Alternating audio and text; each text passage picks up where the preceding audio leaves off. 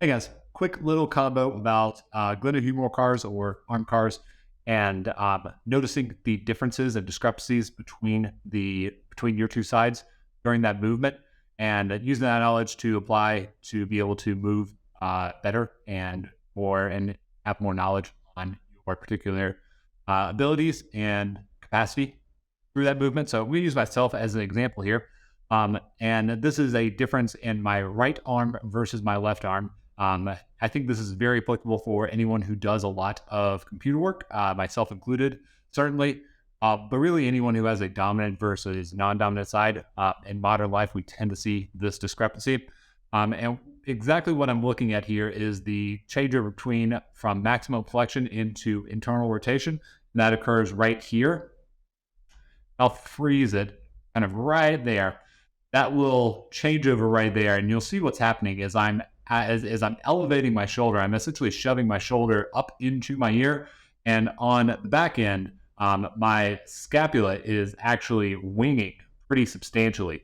So right here, and I kind of boom, and you can see my scap lift up off of my rib cage, and that's because I don't have, or I am lacking, or I'm tight, or whatever you want to call it, internal rotation. So because I'm lacking that internal rotation, I'm having to make up for that by moving another part of my body. This is exaggerated right here, but it is something that I frequently see. And again, especially usually it's people's right side, just because of mouse work or just existing kind of in a right dominant fashion.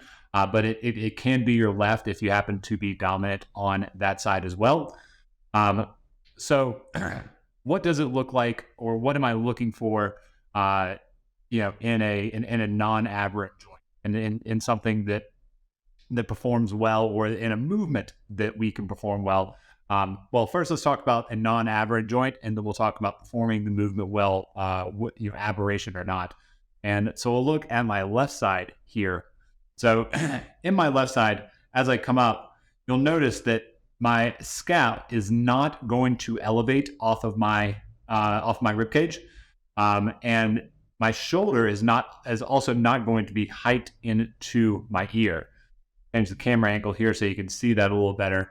But as I come up in flexion, notice that AC joint right here during this turn, it's not hiking over towards my ear. And it's not trying to elevate to make up for space that I'm lacking in internal rotation, because I have full range of internal rotation in this shoulder. Again, I don't spend a lot of time mousing with this hand. I don't spend a lot of time with this shoulder in sort of a front-facing internal rotated range. And you can see the huge difference here between those. So I'll show you the right one again. As we big twist, so you see my shoulder actually fully rotates forward, my scap wings up, versus the left here, which is just really nice and clean and smooth. So now to talk about, if we have that aberrant pattern, if we're compensating in these ways, the first step I would say before we correct the joint function, before we go in and do some sort of exercises to increase that joint function, is to be more knowledgeable about the compensation and be able to mitigate the compensation while it's happening. So this is going to be my right in the same setting. I didn't do any further mobility exercises or anything to open it up. I just tried to be more aware of what the rest of my body was doing and moving within the range that I had access to, rather than thinking about trying to move my hand or move my arm in a way that I think approximates what a true range should be. So, and we'll look at the difference here, but immediately you can see that my arm does not go nearly as high up, and I go out to the side a fair amount.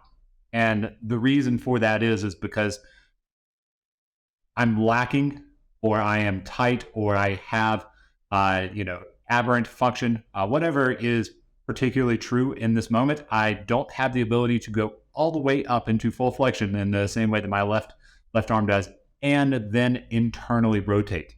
So I'm not hiking through my shoulder right here. Again, I'm not trying to elevate to achieve more internal rotation than this joint has.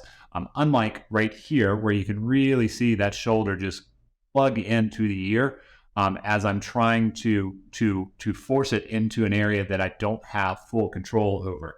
So again, that other side, as we're looking at it, we're coming up and it's going it's not going into full flexion. We're not going into full overhead flexion.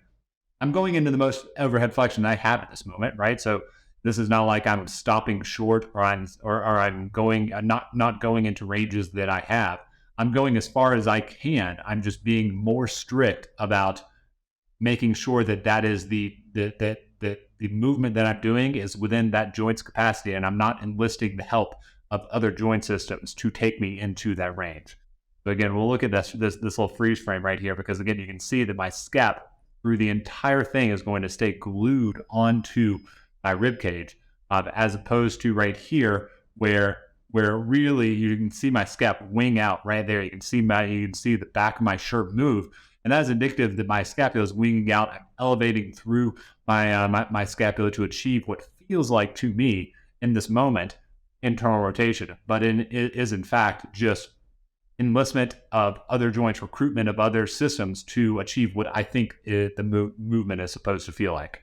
So try that out. I would certainly recommend getting a mirror or a video camera, a cell phone at first, and recording the both of your sides to see. I think it's hugely useful to be able to have that that ability to play back and see, and also if you do find that you are doing this, making sure that you record your correction as well and compare the two, because I think you will be surprised at the difference. So take that with you.